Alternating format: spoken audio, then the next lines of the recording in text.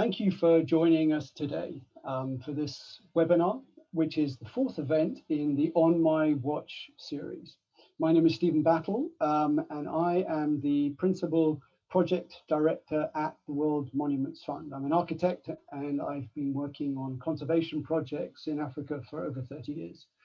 I'm delighted to be joined by Ibrahim Tchan, who is the Executive Director of the Corps des Volunteers Beninois. And he, of course, was responsible for the nomination of Kutamaku to the Watch and developed and is now managing the project at the site. Ibrahim, can you just quickly say hello to our guests today, our audience today? Hello. Thank you, Stephen, for your introduction. Great. So Ibrahim, we're hoping we're going to keep him with a nice, good, strong internet connection. But my apologies in advance if we have some technical difficulties down the line. So, right. So as I said, today we are focusing on the site of Kutamaku, the land of the Batammariba. Now, Kutamaku was included on the 2020 World Monuments Watch. The Watch is a global program, nomination-based, that seeks to discover, spotlight, and take action on behalf of heritage places facing challenges and presenting opportunities of relevance to our global society. This event is hosted in partnership with the New York chapter and the United Kingdom chapters of the American Institute of Architects, and has been approved for the AIA 1.5 LU/HSW credits. To receive credits for this webinar, follow the instructions at the link that will be posted in the chat later in the program. WMF's project to document and preserve traditional Batammariba settlements in Kutamaku is very generously made possible with support from American Express. So without further ado, let's jump into the presentation. Thank you. So today's presentation will be in two parts. First, I am going to show you some images and talk a bit about the context and heritage of Kutamaku and the WMF project at the site. And then we have a video to show you, which was prepared by Ibrahim and his team, which dives into more detail about the project and conservation in Kutamaku. Now, once we've gone through the presentation, there's a chance for a conversation. So please make use of the chat and send us lots of interesting questions. So as you can see in the next slide, Kutamaku, the land of the Batammariba, is located in West Africa. It straddles the border between Togo and Benin. You can see on the map to the right, of course, it's the yellow area. The Batammariba people have occupied this area for hundreds of years, but it was divided into by colonial map makers in the 19th century. The larger section of Kutamaku, sorry, the smaller section of Kutamaku in Togo is a World Heritage Site and has been since 2004. The larger section in Benin on the right-hand side is not included in the World Heritage listing and in fact has no official protection at all. Next slide, please. The area of Kutamaku is a cultural landscape, which means an area that combines the works of nature and man. So in other words, it's a place where human usage has modified the natural environment. And the natural environment, with its physical constraints and opportunities, has shaped and influenced human settlements, culture, and activities. It's a mountainous area. The Atakora mountain range starts in Ghana, passes through Togo and into Benin. It's also on the edge of the Sahel region, which is the climate zone between the Sahara to the north and the savanna grasslands of Africa to the south. And this, as you can see in the screen, is a typical view of Kutamaku with Takienta, the traditional dwellings of the Batammariba people in isolation, surrounded by green fields. I should say this photograph was taken in May, shortly after the rains had commenced. In the dry season, it looked very, very different there. Next slide, please. So the most distinctive and characteristic cultural artifact of the Batammariba people are their traditional dwellings, their houses, which are called Takienta, or in the plural, Sikien. This house you see in the slide is in Togo, and that was actually conserved as part of our project. Now, you'll see as we go through the slide presentation that certain elements repeat themselves. The shape, the profile, the posture, the size of the Takienta change. It varies, but they are all built according to the same basic template with the same basic elements. Next slide. They're made of earth, and Takienta are at once homes where people traditionally lived, not so much anymore, but where they used to traditionally live, places of worship, which is now perhaps the main function of the Takienta,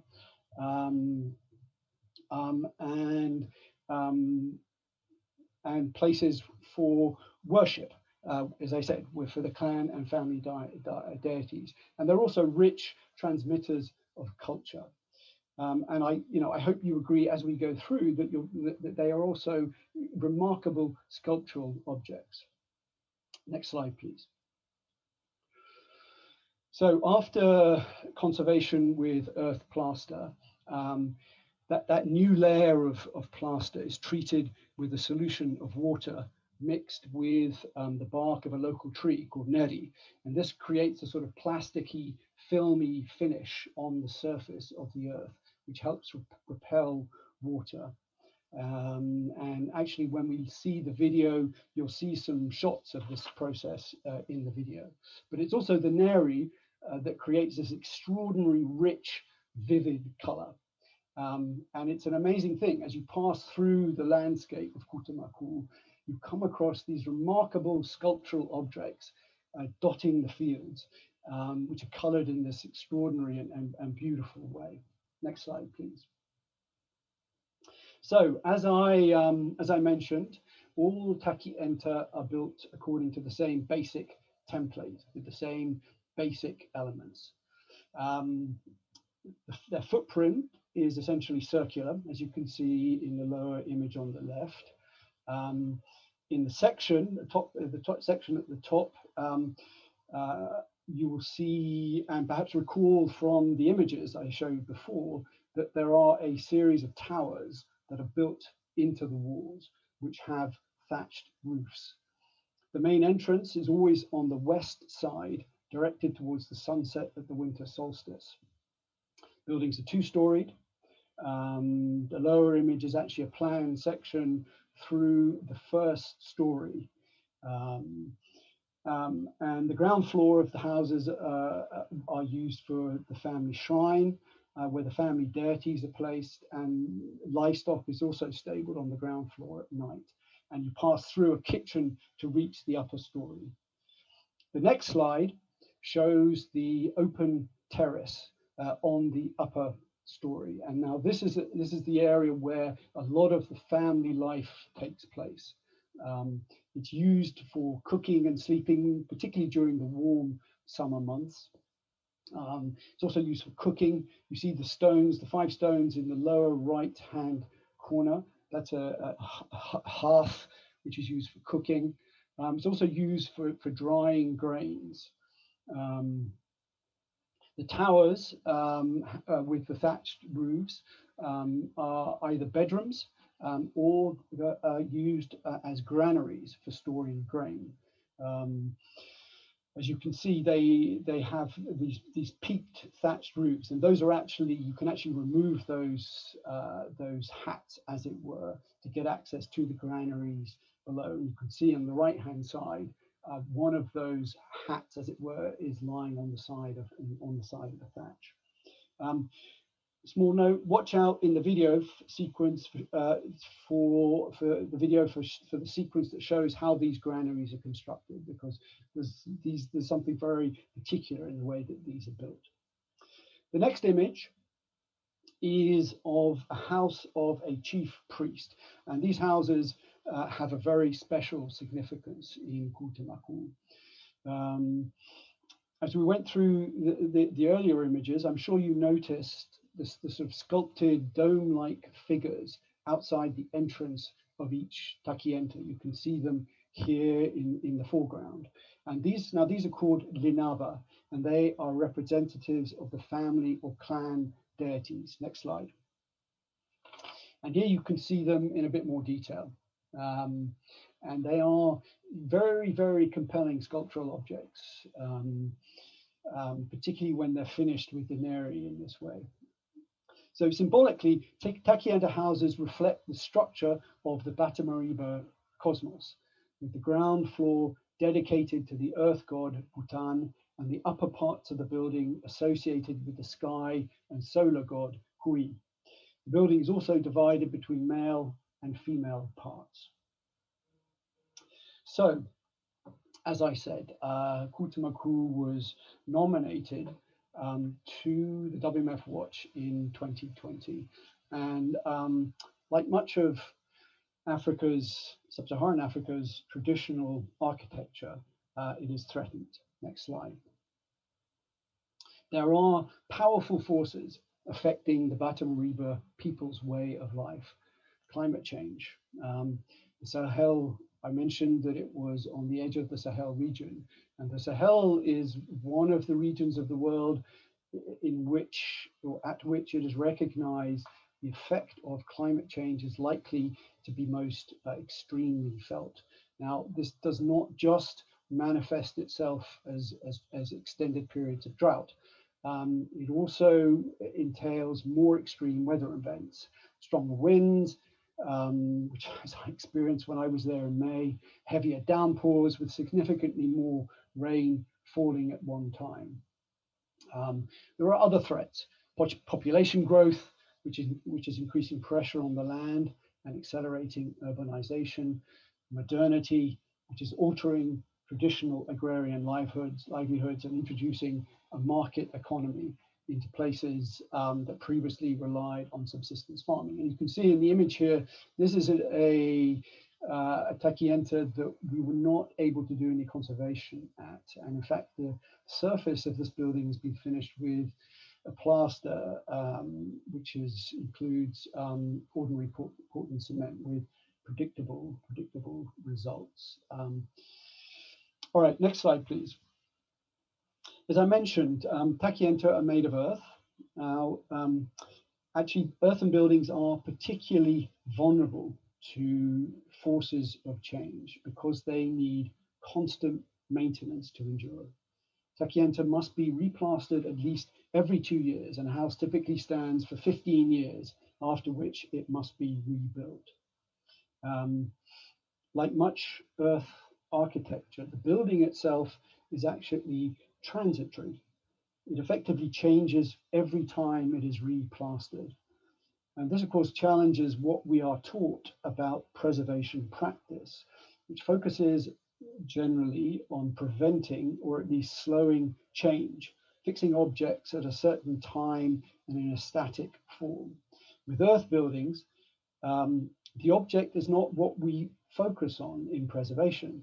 The focus must be the transfer of knowledge, the knowledge that ensures buildings are renewed time and again. And therein, of course, lies the great challenge of conservation in cultural landscapes, particularly in the face of powerful forces such as climate change. Because whereas you can take an object like a building or a smaller sort of museum type object and place it in a bell jar, so to speak, fix it in time and space, you can't do that to a way of life. Cultural landscapes are the expression of a way of life. And when that changes, when people stop acting upon their environment in traditional ways, nature takes over and the human imprint is quickly lost. A way of life is a much harder thing to preserve because the forces at work are so large and so fluid. So WMF's project in Kutamaku commenced in December last year. And as I mentioned, it was designed and is being managed by Ibrahim Tchan. Project has 4 components. Next slide, please. First, an inventory of the heritage structures in Benin. Now, we've been carrying out an inventory in all of the villages in Benin. And this is a key part of an initiative to create a trans-boundary World Heritage Site, which will join Koutammaku in Benin with the existing World Heritage Site in Togo. The inventory was completed in February of this year, and I can now tell you there are 2,537 Takienta in Benin, which is a large number, more than we were expecting, in fact. So the nomination file to which we contributed was submitted to UNESCO earlier this year, and a decision will be taken at the next World Heritage Committee meeting in early 2022. Second, the next slide, please. We're working with homeowners and traditional architects, the so-called Otomari, to carry out conservation of traditional structures, the Takienta. And you'll see more about this in the video that follows. The purpose of this component of the project is to transfer knowledge, because if no repair work, no conservation work takes place, there is no way for the younger generation to learn. And as you'll see from the video, the community plays a key role in perpetuating these traditional systems of construction and maintenance. Now, we've, during the course of our project, we have managed to do conservation at 80 structures in Benin and Togo. Next slide, please. The third component is an education exercise, which is being carried out in local schools on both sides of the border. The objective of this is to engage kids in a discussion about their culture. Now, we can't teach them their culture. That can only come from their community, from their families, from the people around them, from being immersed in their communities. But what we can say is that their culture matters. Workshops start with a sort of show and tell led by an animator, and then the kids take part in an interactive exercise in which a specialist mason builds, with their participation, a traditional granary in the schoolyard. Next slide, please. And the fourth component of our project is planting trees, which actually are the most scarce and most expensive material used in construction of Takienta. And we are going to plant 5,000 saplings with the assistance of the village committees. And this will take place in August, during the period of the heaviest rains. And so our project, this project that we've been working on, that Ibrahim has been managing, will be completed in September of this year. Okay, so that completes the first part of the presentation. And I'd like to just very quickly ask Ibrahim to introduce the video. If you could just very, very quickly just tell us about this video, who it was made by, and etc. Thank you, Ibrahim. Thank you, Stephen. Thank you for the presentation. And as you are seeing, work on Benin and Togo, and work with our local people about how we are going to preserve this vernacular architecture. And the video we are going to see will show us how we manage to work with local community to carry out renovation of 18 Sikien. Sikien is the plural of Takienta, as you are seeing. Okay, and you will see the process in the video. Thank you for watching, and after the video, you can ask all your questions, and you have to discuss about it. Thank you very much. Brilliant. Thanks, Ibrahim. So let's run the video now.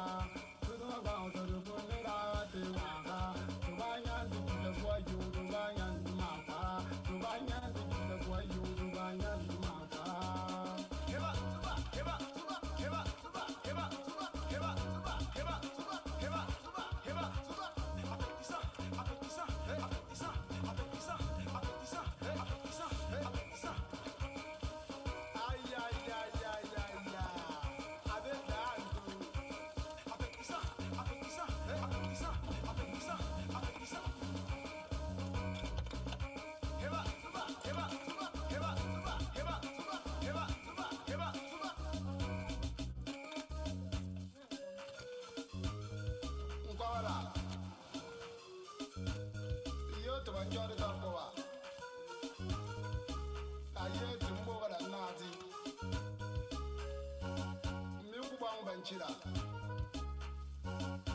Mi bera gutanan.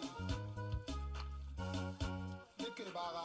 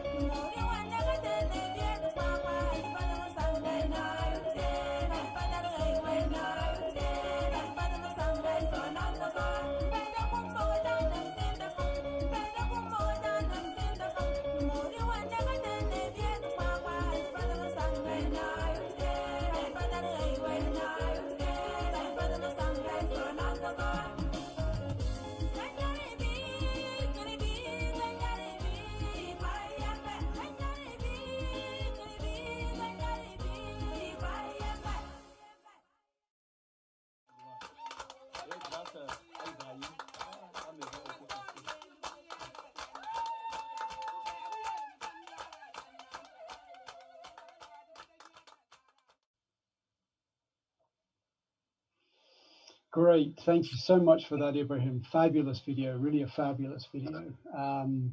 So now, what I'm just a couple of thoughts that occur to me watching that video again. So I'll just start with that, perhaps. So, I mean, I think my first interesting takeaway from that is the extent of the community involvement. So I hope everybody could see that it wasn't just the masons who were working on the building, but the buildings on the rehabilitation, but there were large numbers of people from the wider community, from the kinship groups, from families who were also involved, children, women, men. I think what's interesting about that is that the process of making creates mutual dependencies within the community that come about from the shared labor, from the shared activity, and reciprocal relationships, which actually help to strengthen the cohesion in the community. And actually, this is a common feature of earth construction. I mean, you could frame it as architecture as a vector or as a vehicle for social cohesion. And I think that's just a really interesting idea, which actually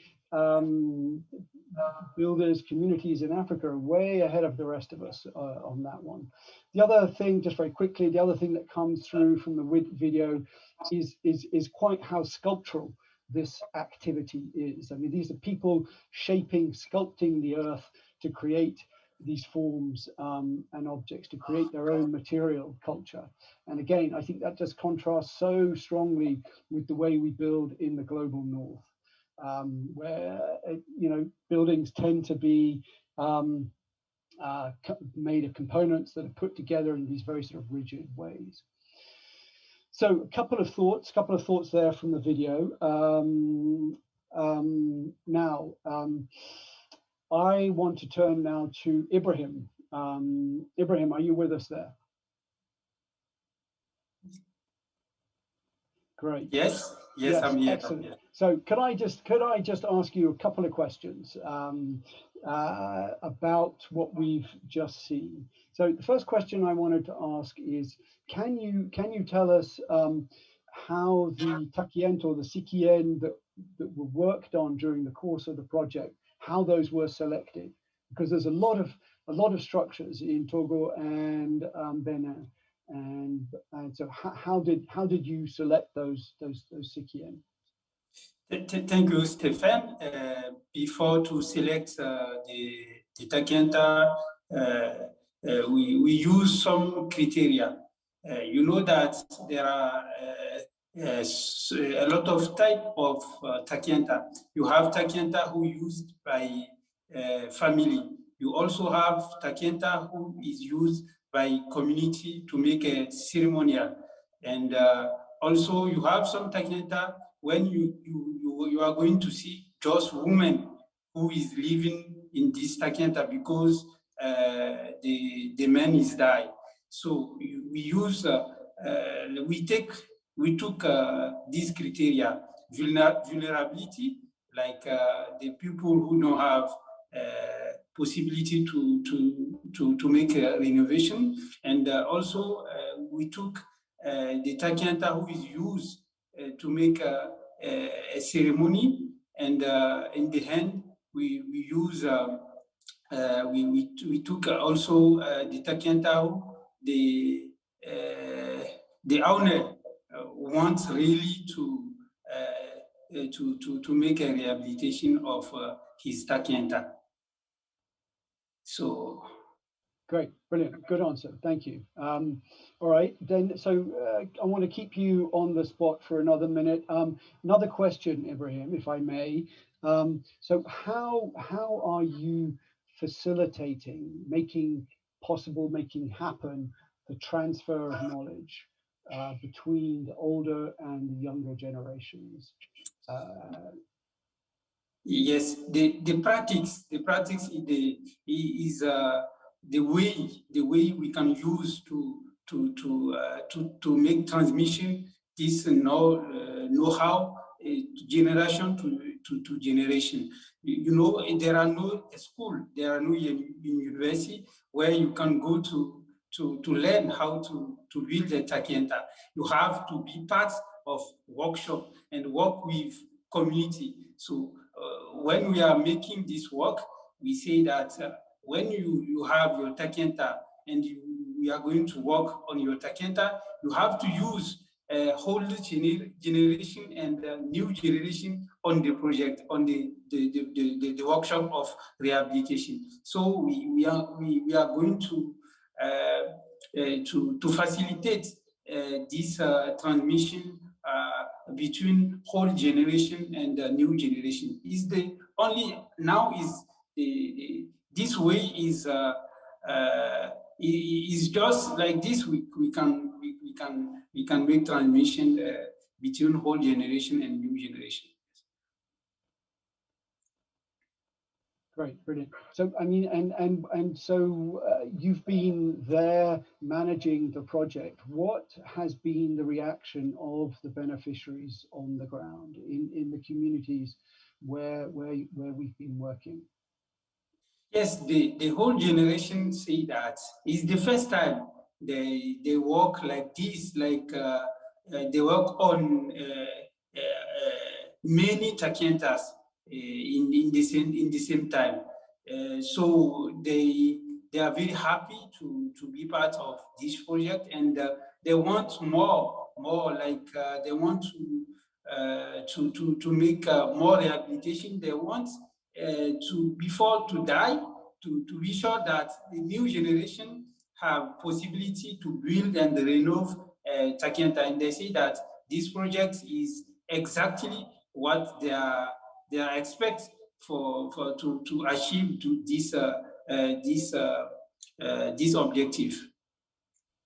And also you know that now we have a very big challenge about climate change, and the material, the disponibility of all the materials we are going to use to build and to renove the Takienta. So you see that on your presentation, and it's true that we are going to make tree plantation. Is very important because the wood is some principal materials they use to build Takienta, and now we don't have the type of this wood for the building. And this project, we are going to thank World Monument Fund and all the partners who support us to make possible this project.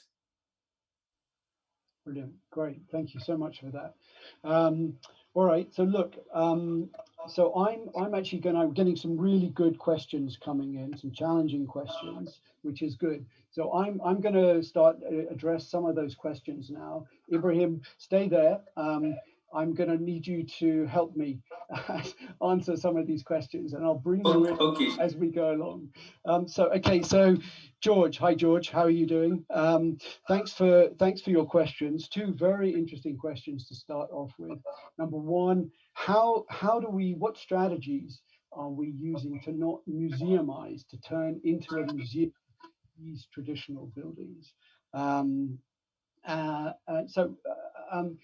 I'm going to answer that. I mean, of course, it's a complicated question, and it's a question that all of us working in the heritage preservation field need to address on some level. I think so we could talk a long time about this. I'm going to answer it simply, if I may, by just saying that, as I think Ibrahim has demonstrated here, it's the people doing the conservation, doing the work, are the owners, are the occupiers. It's the community members who are doing that themselves. This is not an exercise in a bunch of conservation architects from outside, be that outside of Kutamaku, be that outside of Benin or Togo, or be that outside of the continent. It's not an exercise in that. It's an exercise in empowering the local population, the local people, the occupants, the people whose material culture it is to repair, conserve their own buildings in their own way. And we don't stand there telling them how to do it. It's really an expression that comes from within the community, and so I think in that respect, this is a living culture. We're not preserving this in a museum. It's a living culture, and these are expressions of that living culture. So that's the quick answer. The next question, I'll just take this one as well, Ibrahim, is, and again, George asks, how do we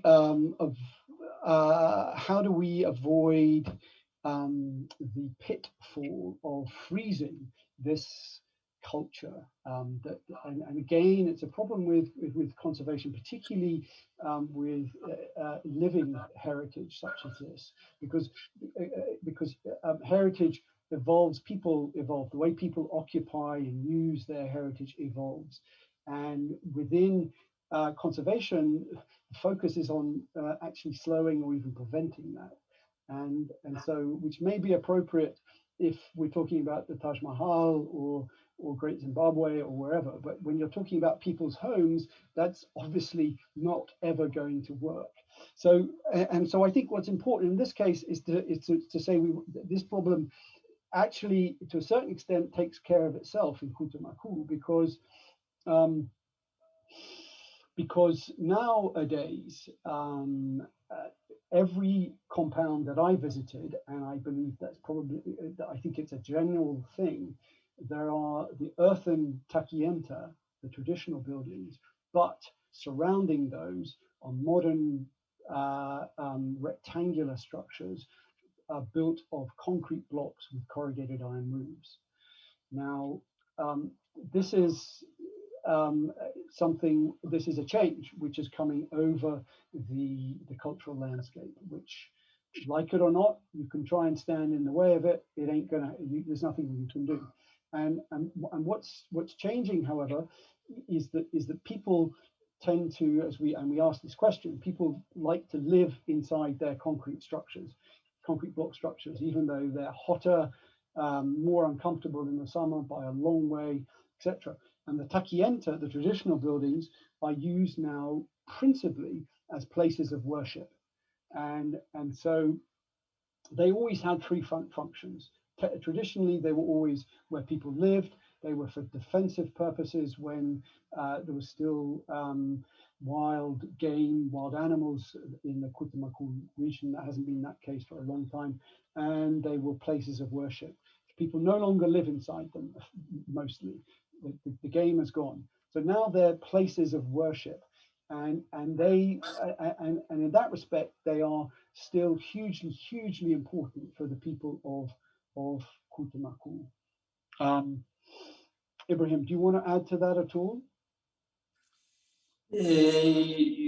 Maybe just say that it's a very big challenge we have, how to preserve the living on Takienta, because the Otamari people want to be modern people. They want they want to build big houses. They want to use modern materials, and they want also. You know how we are going to work with them and say that you have a good architecture for this area, because it's very hot in our place, and the Takienta is a very good houses we have to use, and we don't need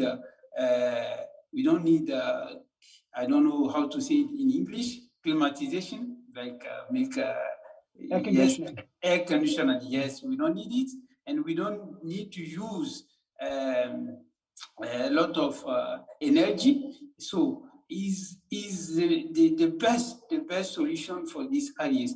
But the people like Otamari, Batammariba in the plural, want to be modern people, and it's normal. It's normal to be modern, but how to preserve their identity in this modernity? This is a very big challenge we have to work on. Yes. Very. I mean, for our colleagues working in sub-Saharan Africa, it's a very difficult problem. Very difficult problem. Yes. Just at the risk of going into too much detail, I think one of the most interesting questions on a technical point of view is that traditionally when people lived in these buildings, they lit fires. There were fires constantly on for cooking, for etc. And now those fires are no longer inside the earth buildings. The buildings are not being dried out from the inside in the same way. And so the amount of dampness inside the walls is increasing. And of course, as we all know, dampness is the biggest enemy of any historical traditional building, let alone earth. And this was something that Ibrahim pointed out, that without the fire inside, the material simply doesn't dry in the same way. So interesting point. All right, so I'm going to go to another question now. All right, so and Ibrahim, jump in here. Complicated question again. So Carol asks, no, I'm sorry, this is an anonymous question. And she points out that clearly it's men who are the masons. Now she asks whether there is a possibility and whether we are able to involve young girls and boys in training in masonry. Ibrahim, you have some thoughts on that? It's a complicated question. Yes. Yeah. Okay. Sure. Yes, because the youth people have to go to school, have to go to university, and we don't have school. We have school in Kutamaku, but we don't have university. So when they leave from Kutamaku to the big cities to university, they are not able to make this training, to make this workshop about how to build Takienta. This is the problem. So we have to work and see how to work on the children who is on the school, the small school, and make.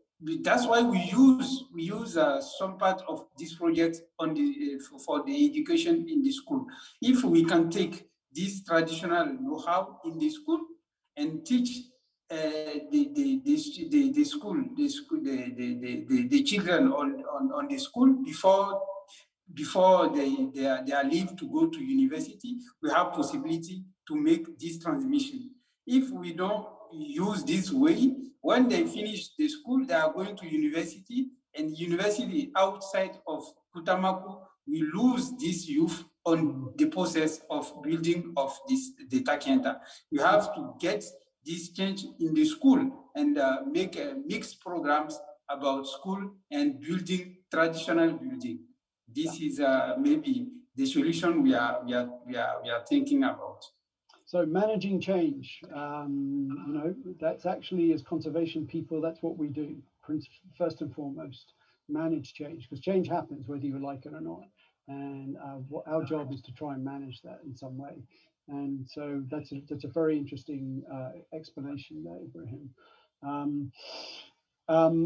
One thing comes to mind. When I was there with Ibrahim in May, we met Basil, who is one of Ibrahim's supervisor, exactly. And we went to Basil's father's Takienta in Benin. Now, Basil's father is a chief priest. I think I'm right in describing him as that. And at some point, he has to choose one of his sons to take over for him. Now, Basil's greatest fear is that he will be selected, he will be chosen to do this, because if that occurs, then my understanding was that he will no longer be able to leave the village. So this is a guy who went to university. He's got I think it's an engineering degree. He's married. He's got kids who are in the school in Tangueta, I think, and it's very, very problematic. But of course, if he is chosen and if he doesn't go, then what happens to that tradition? And this is really Africa on the cusp of change, because his father was probably in his 70s, and what happens to the next generation is really going to be, I think, difficult. So anyway, we'll see. All right. Another question. Somebody asked Ibrahim what the water. Sorry, I'm answering the question. What the spouts are for in the walls? The tuyo. What are they used for? Do you want to answer that quickly? Please again. I don't. The water spouts. The tuyo in the wall. The spouts. The pipes out of the side of the walls of the Takienta. I'll answer the question. So they are, I mean, I answered it in my introduction. They are, in fact, for draining the terrace roof of rain. So when the rain falls, it can be very, very heavy. And so those spouts are to evacuate the water from the roof. Yes. Yeah. And now, Ibrahim, so what you have been doing is making water spouts in the traditional way. And again, that was covered a little bit in the video. Do you want to just talk a little bit about how those water spouts are made? Yeah. Yes, I can talk about is some of the principal piece of Takienta, because the water is not good for the Takienta. When we have the water are going to I don't know, to destroy. Yes. Takienta. So this piece making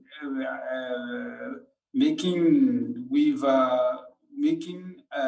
the women who making this is not there are not a lot. Is not many people who have this traditional know-how. And now we in Kutamaku we have just like 3 or 4 women in all areas who who still making this, and people don't use it because it's like expensive. It's like expensive to buy this material, these pieces, because it takes time to make it. And so they are going to use modern materials like PVC to use it on the Takienta. So we are thinking about how we will improve this traditional know-how, and we also organize a big workshop about this process, and have more women who can make it, and make it accessible for the people, and they will use it like authentic materials for Takienta. Okay, great. All right, I think we have time for a few more questions. So I've got a question here from Randolph, who is interested to know how the flat roofs, the terrace, is made. And it's an interesting question, because actually the structural pieces that go into making those flat roofs have a very important, carry a very important cultural meaning. And in fact, the timber, the main timber columns are reused from one Takienta to another over time. So it can be relatively ancient. Ibrahim, do you want to talk a little bit about the flat roofs and how they are made? The terrace. The terrace. Exactly, yes. Right. The principal material they use is wood. A big wood, big wood they use. And when the wood is they make position of the wood, they are going to use the men. This work making by the men, they are going to use the earthen who have some argile, and they will use it to make argile the first.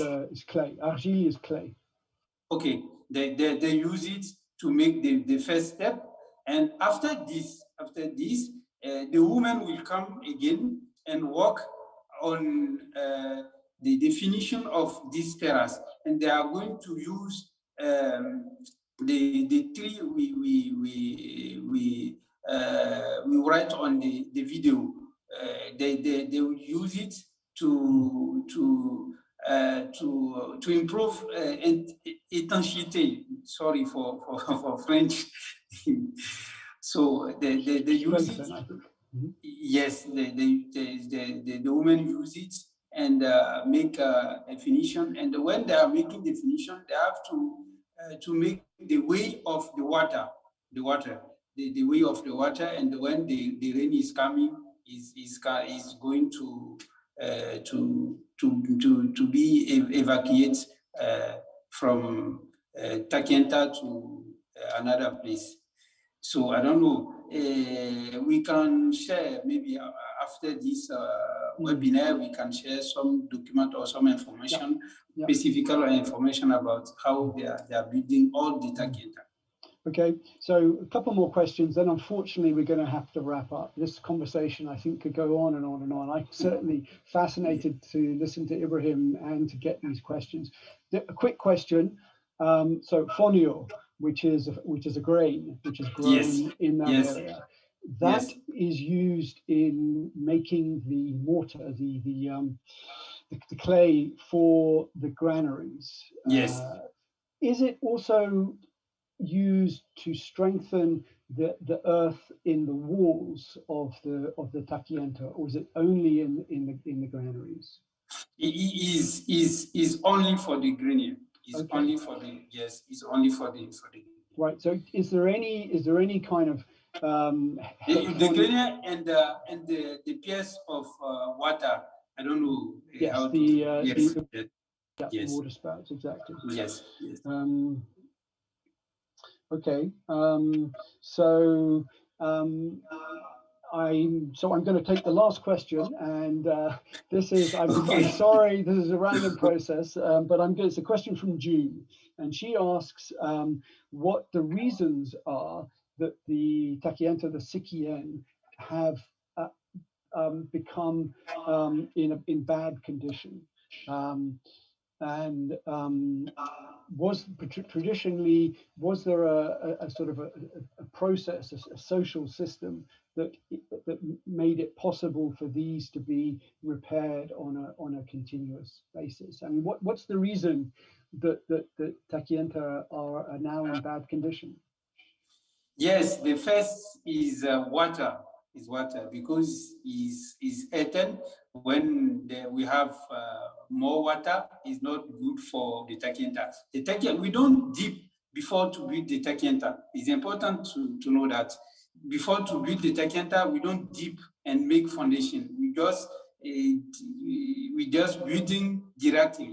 So the structure is not a big system or big structure.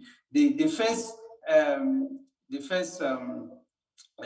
the Takienta starts to be in the foundation, because the foundation is not like beton in English. Not cement. It's not yes, it's not a cement. Yes, and it's not deep.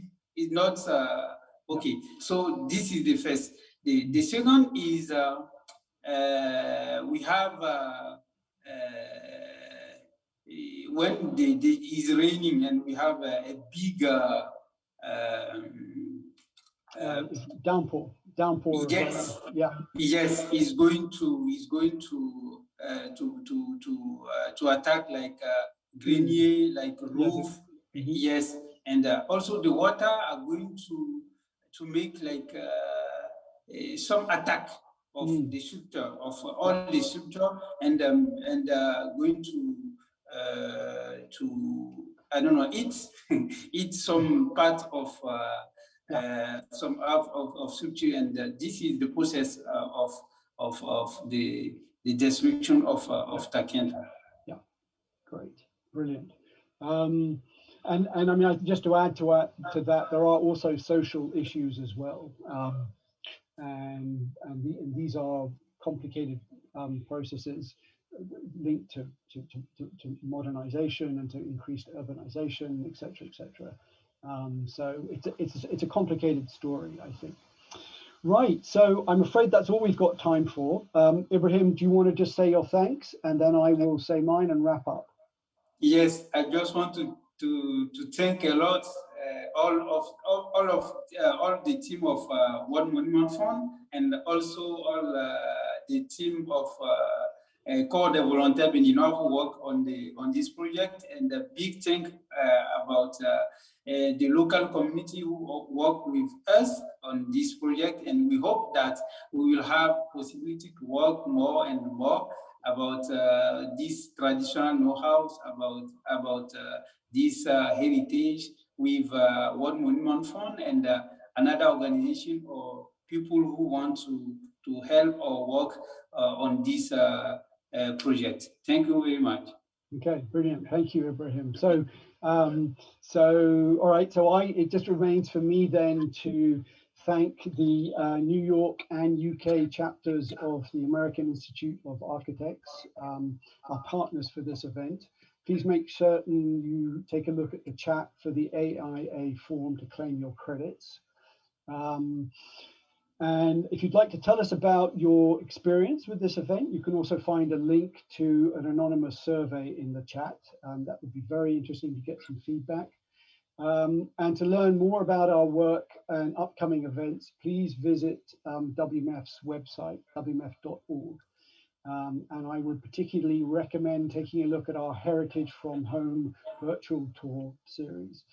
So it just remains for me to thank the team at WMF and Direct Narrative for organizing this event. My sincere and lasting thanks to Ibrahim, first of all, for participating in this webinar, but also just for introducing me to Kutamaku, which has completely enriched my life. And I'd like to thank you for joining us today. So thank you very much indeed.